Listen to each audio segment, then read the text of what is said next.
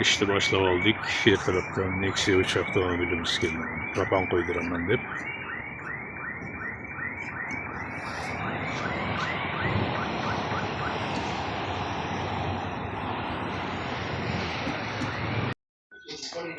$65'lik balon Nexia 3'imizga qo'yib berdik. Oldi komplektatsiyalarga keladigan bo'lsak, filtr, Nordic original reduktor, italyanlik bo'lyapti, 0.4 farsunka bilan.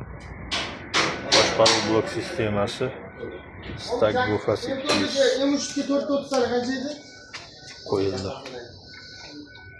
4tasi. Kasiga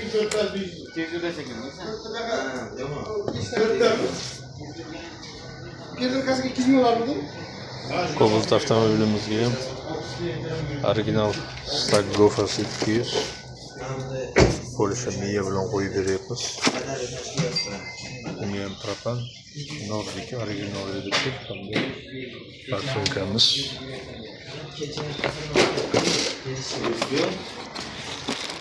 0.31 bilan qo'yib beryapmiz. Alohida скоростной QR kodlari bilan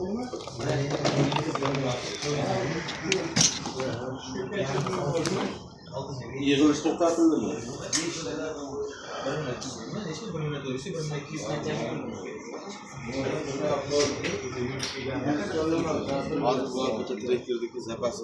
Ro'yatdalik qo'yib beryapmiz Cobalt'imiz. Shu Cobalt avtomobilimizga 65talik propan bilan qo'yib beryapmiz. 65talik propan bilan Cobalt'ga qo'yib beryapmiz. Reduktori Italiyada ishlab chiqarilgan Nordic original reduktor bo'lyapti. Filtri farsunka 0.4 farsunka Polshada ishlab chiqarilgan va o'sha chempion miya bo'lgan Stag Gofas 200 Polshada ishlab chiqarilgan boshqaruv bloki.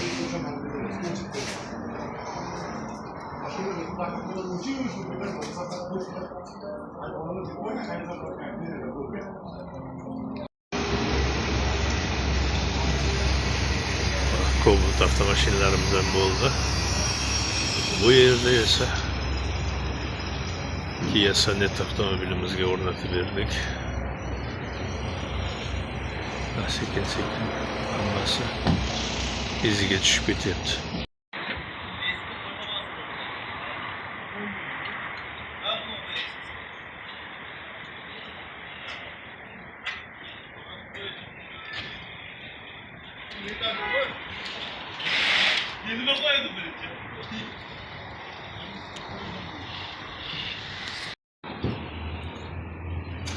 Cobalt avtomashinamizga 90talik balon bilan o'rnatib beryapmiz.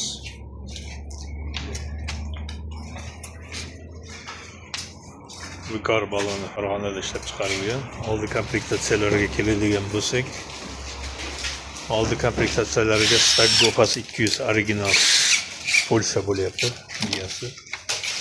Reduktor Adax original qo'yilyapti. Bir farsunka 0.1.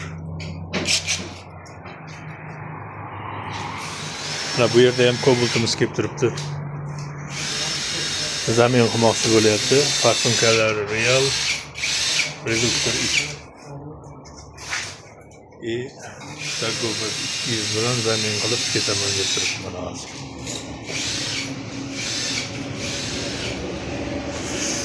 Bunga propan qo'yilgan, metan qo'ydirib ketish uchun kelgan hozir.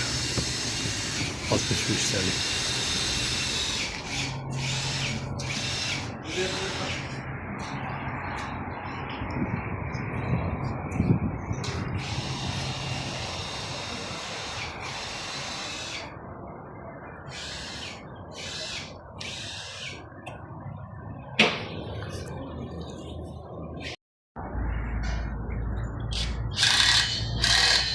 Laboga Cobalt işimiz var juda.